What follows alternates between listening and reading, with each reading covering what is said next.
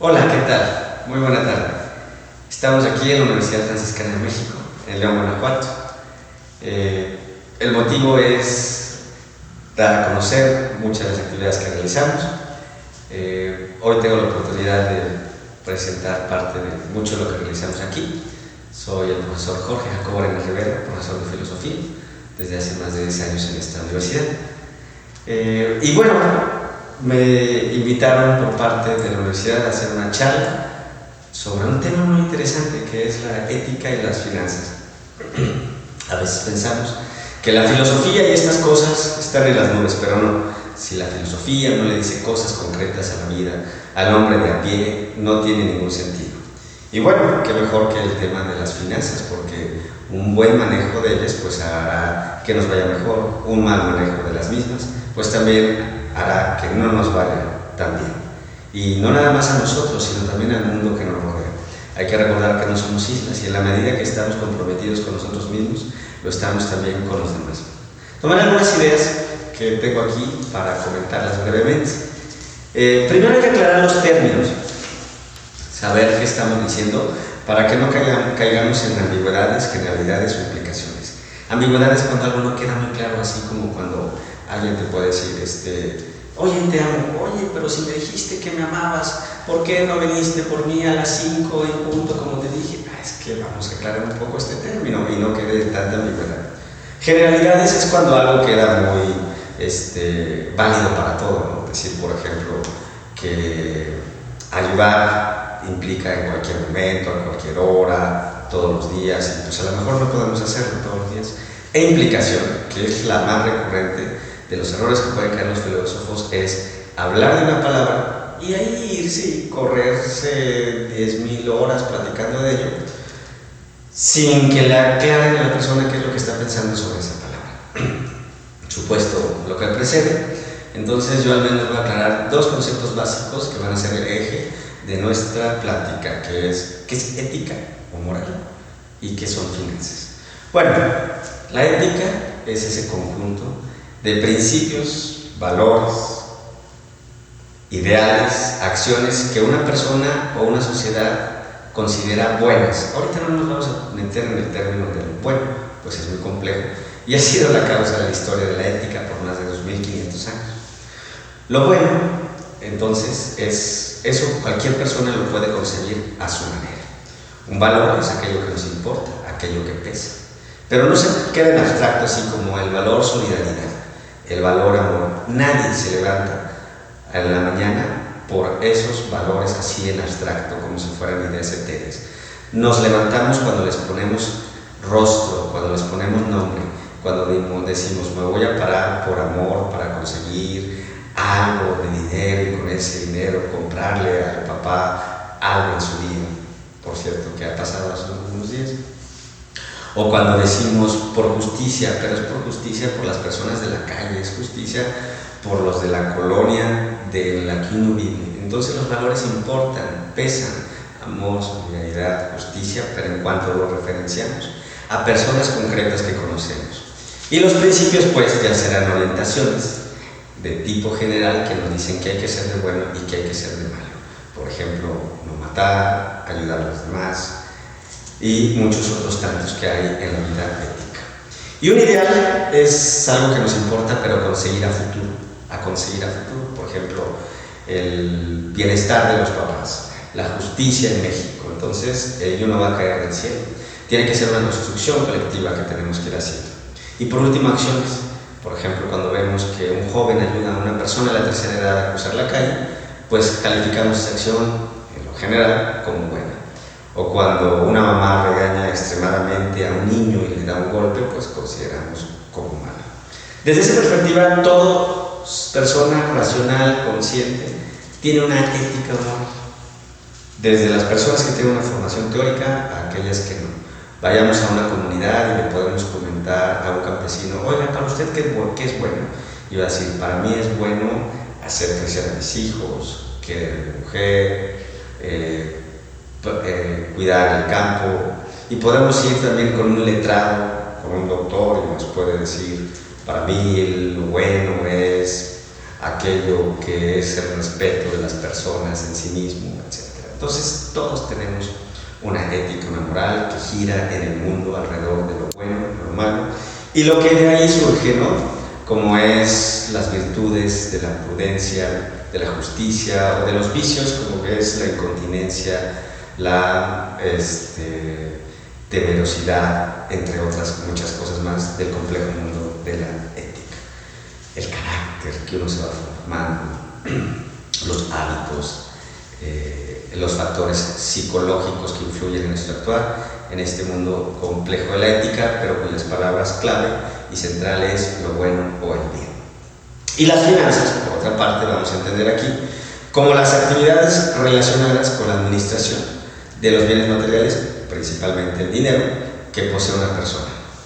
Bueno, ya aclarados los términos básicos en los que nos vamos a mover nuestra plática, hay que empezar con una desmitificación que finanzas y ética están peleados, como si la persona ética no le importara el dinero, pudiera vivir sin él, y como si las personas de las finanzas fueran algunos perversos que lo único que quieren es enriquecerse. No, esas cuestiones son totalmente falsas, maniqueísmos, es decir, posturas que son extremistas de esto es absolutamente bueno y lo contrario es absolutamente malo, y la vida no es totalmente así de extrema. La vida no es ni blanca ni negra, es más, ni siquiera tiene muchos matices de gris. La vida tiene muchos colores. Y desmitifiquemos eso y decir que la ética no promueve que ser bueno significa ser pobre, significa que hay que vivir en una miseria y que el rico es el malo, no, para nada. Tampoco la ética está en contra de tener dinero, como veremos, es un bien. Lo importante en la ética es más que todo un manejo ético, es decir, responsable, un manejo que sepa en su justa dimensión dónde están los valores materiales, hasta un manejo solidario y justo de estos bienes. Entonces, dejando de lado esos supuestos y mentiras, pues vamos a pasar a nuestro siguiente punto. Partamos lo traje intencionalmente, partamos de cómo comienza un libro célebre de un gran filósofo que a lo mejor ustedes han oído, que se llama Aristóteles. Él tiene un libro muy interesante, bueno, todos son muy interesantes, pero este es ya histórico y se llama La Ética Nicómaquea. Y comienza así su actividad, todo su texto, cito, cita. Todo arte y toda investigación científica, lo mismo que toda acción y elección, parece entender a algún bien. Cierro cita. Es decir, todo lo que hacemos, lo hacemos porque buscamos algo bueno. Vamos a la escuela porque buscamos el aprendizaje. ¿Para qué? Para obtener una carrera. ¿Para qué? Pues para desarrollarnos como personas. Vamos al cine para obtener algo bueno, diversión.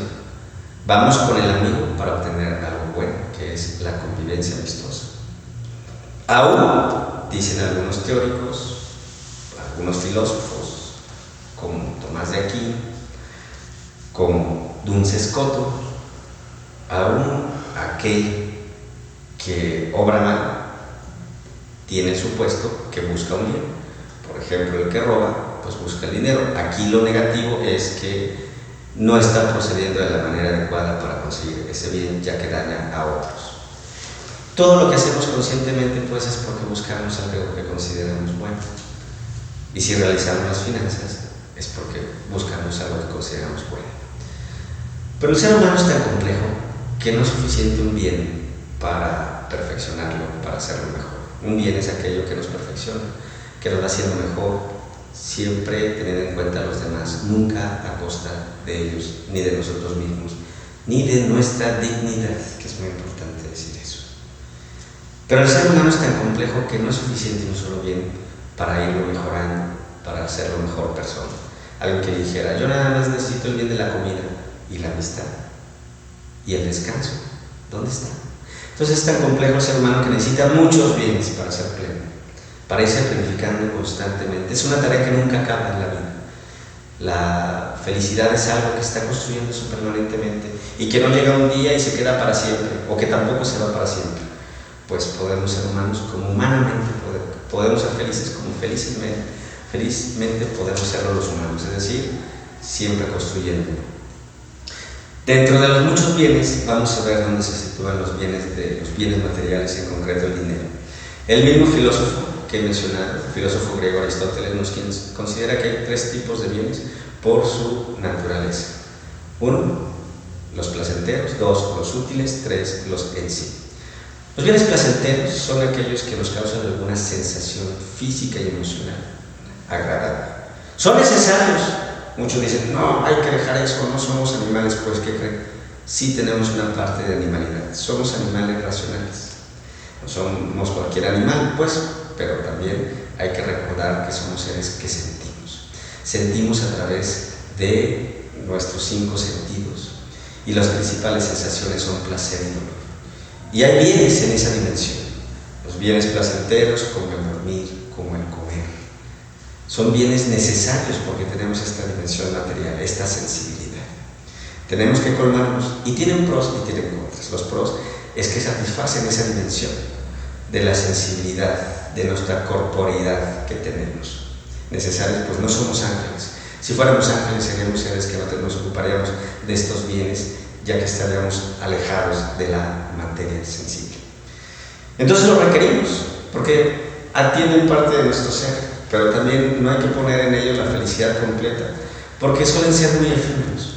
Suelen ser muy efímeros por una parte, no duran para siempre. El buen gozo de un dormir pues puede durar 8 horas, de un comer si es una buena comida, con entrada, con una plática y después ya al final también con un buen postre, pues a lo mejor puede durar 2 horas, ¿verdad? Sí hay que tenerlos, pero no buscar ahí la felicidad completa. Además de que atienden solo una parte de nuestro ser, la parte de nuestra dimensión corporal, y no la atienden todo. Después tenemos los bienes útiles. Un bien útil es aquel que no vale en sí mismo, sino solamente vale en cuanto nos ayuda a conseguir otro. Es el caso, por ejemplo, y aquí está el tema de las finanzas concretamente, está el dinero, porque el dinero en sí mismo no vale en la medida que nos ayuda a obtener otros bienes. Ejemplo, o más que ejemplo, me he puesto a pensar, ¿de qué nos serviría una maleta llena de $1 millón en billetes en una isla en la que nadie puede contactar a nadie y no puede salir? Comprar cosas, ¿no? A lo más, tal vez, para hacer una fogata. Pero vale eso en cuanto nos puede ayudar el dinero en comprar comida. ¿Para qué? Para disfrutarla, para degustarla. En cuanto le podemos comprar un ramo de flores a la amada, en cuanto le podemos llevar al papá al cine. Entonces son medios que valen en la medida que nos sirven para conseguir otros bienes. Un coche también en sí mismo, ¿no? Si bien hay muchos coches que nos ayudan, que son bonitos y estéticamente se gozan, pues también hay que reconocer que en sí el coche vale en la medida que nos ayuda a movernos más rápido y llegar a lugares con una prontitud mejor, más efectiva que si fuésemos caminando. Y bueno, ahorita regresaré a los bienes útiles del dinero y las finanzas. Y tenemos los bienes en sí, aquello que vale por sí mismo, como la vida. ¿Por qué vale la pena estar vivos? Por vivir en sí ya es algo que vale. La amistad. La amistad es algo también importante. Tenemos amigos, qué bueno que nos ayuden a veces en cosas, pero tenemos amigos principalmente para degustar la convivencia, el amor a los demás. El amor vale en sí mismo, porque en la medida que amamos, nos damos y nos dan y nos potenciamos como humanos en lo más alto que podemos llegar a aspirar tal vez. Y bueno, dentro de los bienes, no olvidar que los bienes útiles son las finanzas, que valen en la medida que nos ayudan a conseguir otros bienes. Planteado esto, pues vamos a nuestro siguiente punto, que ya son muy específicos, las cuestiones éticas sobre los ingresos y los egresos.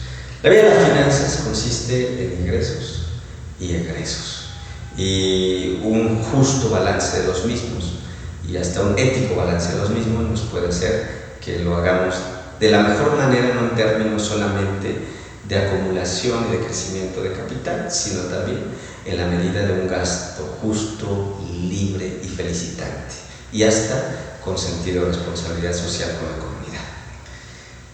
Primero hay que aclarar que es un ingreso, ¿no? Un ingreso es un caudal que entra en poder de alguien. En este caso, pues bienes materiales, ¿no? Son totalmente necesarios, primero hay que aclararlo, no solamente para sobrevivir. Lo ético es vivir dignamente, satisfaciendo las principales necesidades que tenemos como humanos, que no solamente son biológicas, también son psicológicas, son éticas, son estéticas, son emocionales. Ahí el mundo se debe de cuestionar mucho hoy en día el manejo global de las finanzas, porque nunca se había dado en la historia, nunca se había acumulado tanta riqueza en el mundo como hoy, pero tampoco ha habido tanta pobreza. Entonces, como comunidad global tenemos que revisar qué pasa en ese ámbito de nuestras finanzas. Entonces hay que vivir, pero no solamente con $1 al día, como muchas personas lo hacen, sino dignamente. Es algo que retomaremos al final sobre algunas cuestiones que podemos hacer según nuestro alcance. También hay que tener en cuenta, principalmente, como dije, no es inconveniente tener ingresos. Lo que a veces puede cuestionarse éticamente es el modo de obtener ingresos, a costa de que estamos dispuestos a obtenerlos. En este punto, pues hay que tener en cuenta si consideramos cuestiones como la vida humana, el respeto a los demás, la dignidad como valores en sí. Desde esa perspectiva, conseguir un bien material a costa de un bien en sí, un bien útil a costa de un bien en sí, sería algo cuestionable, ya que por su jerarquía el bien en sí tendría mayor valía. En atención a lo dicho, pues habrá que aclarar que, bueno, además de no obtener bienes útiles a costa de bienes en sí, ya que dañaríamos a las personas, y las personas son un fin en sí mismo y no un medio como pueden ser los bienes materiales o el dinero. Eso implicaría también no a través de la corrupción. Y la corrupción lo llamo en términos generales descomposición. Eso es corrupción. No solamente agarrar una mordida. Se pueden descomponer las cosas de mucha manera. Por ejemplo, pienso en lugares donde se crea un clima laboral negativo, nefasto, nefando, en el cual se explota material y psicológicamente a las personas y se obtiene una ganancia. En verdad se quiere obtener alguna ganancia material a costa de un clima laboral negativo en una fábrica, en una empresa, en una oficina de gobierno. También no vía la explotación. Explotar es no solamente no pagarle a la persona lo que es, sino sacarle lo más que se pueda de una manera injusta. Y eso implica, por ejemplo, pagos injustos, a veces hasta artilugios legales para juntarse con la ley, para no dar lo que, no solamente por ley, sino por ética, debe de recibir una persona. Y también estaría, ¿no?, de los medievales, si lo hacemos a través del préstamo, pues podrá ser válido.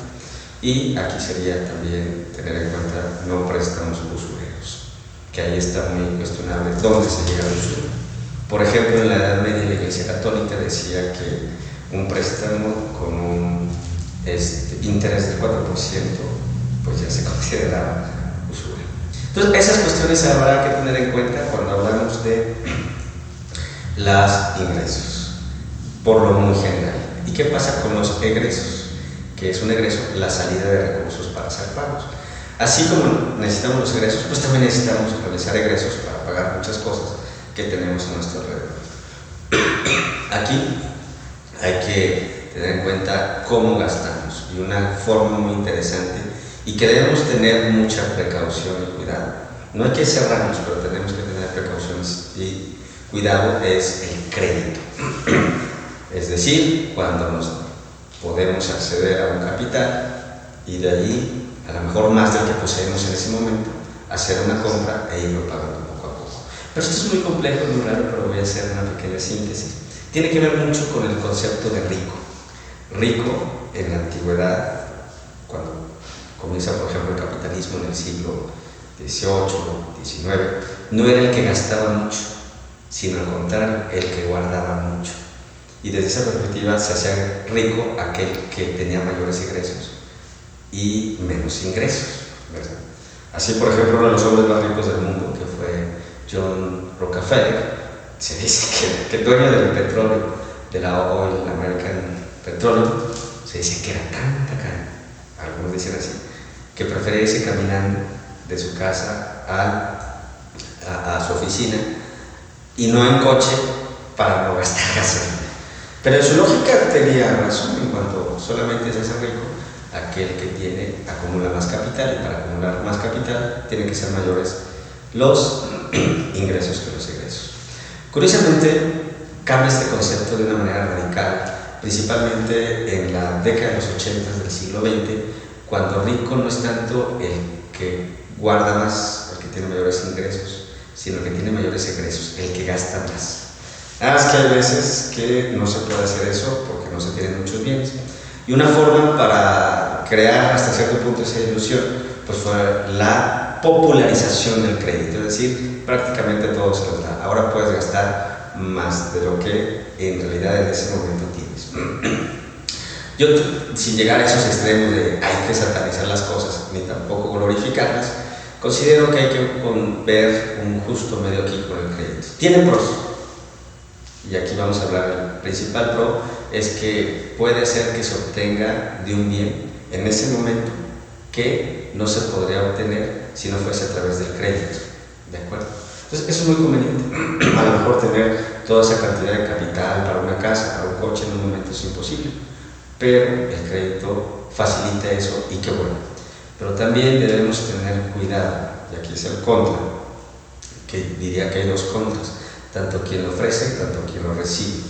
Quien lo ofrece debe ser muy claro de en qué término lo ofrece para ver si el sujeto lo acepta, y debe darle una información veraz, completa, y en los términos que la persona entienda para que después no le salga con algo que diga, ah, mira, pero es que no te había contado que el crédito no va a ser fijo, etc. Y por otra parte también quien recibe el crédito debe tener la responsabilidad de que va a asumir las consecuencias de ese crédito, y lo principal, no tener créditos que se sabe que, o no se, si bien que no se puedan pagar, o que hagan que la vida esté tortuosa y que la gran parte de lo que se ingresa sea nada más para pagar los intereses, y eso no es vivir un crédito. Entonces debemos de tener responsabilidad todos los implicados en esta forma de gastar, porque utilizar crédito es una forma de egreso y hay que ejercitarlo de una manera libre, pero también responsable. Además, tenemos que consumir, pero ¿qué consumimos? Lo que consumimos lo necesitamos, nos hace felices. Adela Cortina, filósofa española que se dedica a la ética y la filosofía política, nos recuerda que vivimos en la era del consumismo. No está mal consumir, todas las personas y todas las épocas hemos consumido, en todos los tiempos, todos, sin excepción. Pero se diferencia la época del consumismo a las otras épocas de consumo, en que en toda actividad humana se necesita consumir y comprar algo, cosa que antes no sucedía. Pongo un pequeño ejemplo.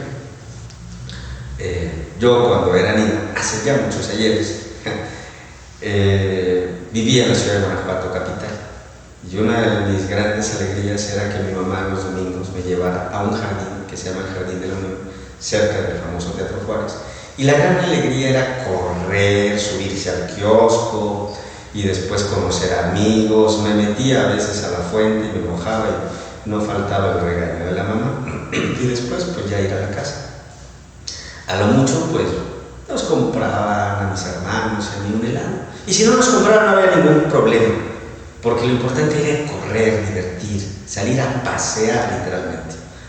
Ahora escucho muy seguido que dicen, vamos a ir a pasear al centro comercial, pero el centro comercial no es un lugar para pasear propiamente dicho, es un lugar para comprar, y está bien comprar, pero un paseo como tal pues es un jardín, es la calle. Y está bien, tal vez se pueda ir al centro comercial, pero lo cuestionable es que si al niño, al amigo, no se le compra algo, entonces pareciera que se frustró ese paseo. O sea, hay que tener cuidado, porque no toda actividad implica que tengamos que consumir. para ser plenos. Y porque además, si llevamos esa lógica, hay que recordar, podemos estar permanentemente consumiendo, comprando. Tenemos que comprar el objeto del último modelo si no nos sentimos frustrados. Tiene que haber una televisión en cada recámara de la casa, en la cocina, en la sala, si no nos sentimos a gusto. Fuera de movilidad necesaria, en realidad todo miembro de una familia necesita un coche. A lo mejor sí, pero sí no. Entonces hay que cuestionar cómo consumimos, y lo principal en esta época del consumo, ¿consumir nos hace felices? Se queda la pregunta. Vamos terminando esto, cerrando, diciendo que este consumo, pues tenemos que consumir, hay que consumir libremente, es decir, que nosotros decidamos. Que puede haber marketing, en efecto, pero también que digan, yo me quiero comprar esos pantalones rotos porque así lo elegí, así me quiero ver, y no porque, ay, para que me acepten en un lugar. Tiene que ser un consumo felicitante, es decir, que nos alegre. Tiene que ser un consumo justo, y aquí, por justo, la filósofa Cortina nos dice que es más que todo ese consumo justo, el que si bien puedes comprar algo muy oneroso, si estás en una comunidad que tiene problemas económicos, sería conveniente. No es un mandato que no lo hagas, es una especie de insulto.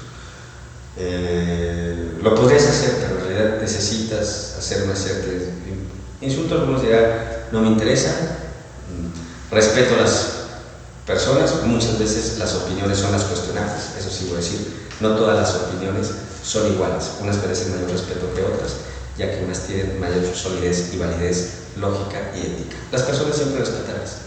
Las propuestas de me vale, no me vale, sí serán tal vez cuestionables. Y también hay que hacer un consumo comunitario. Si podemos consumir a personas que producen en la comunidad, hay que hacerlo.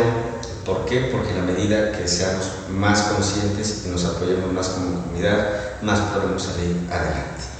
Con respecto a eso de la comunidad, algunos dirán, ay, pues yo quisiera ayudar, no sé si primero a los niños que tienen hambre en México, o a mis amigos, ¿qué consumo? ¿En qué gasto primero?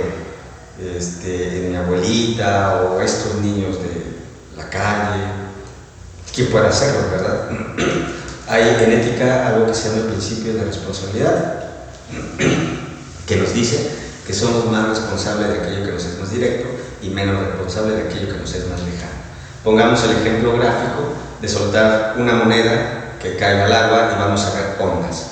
Suponiendo que nosotros somos esa piedra donde empezaron las ondas, soy más responsable de la primera onda, después de la segunda, después de la tercera y después de la cuarta. Desde esa perspectiva, pues a lo mejor no vamos a poder salvar a muchas personas de África y demás.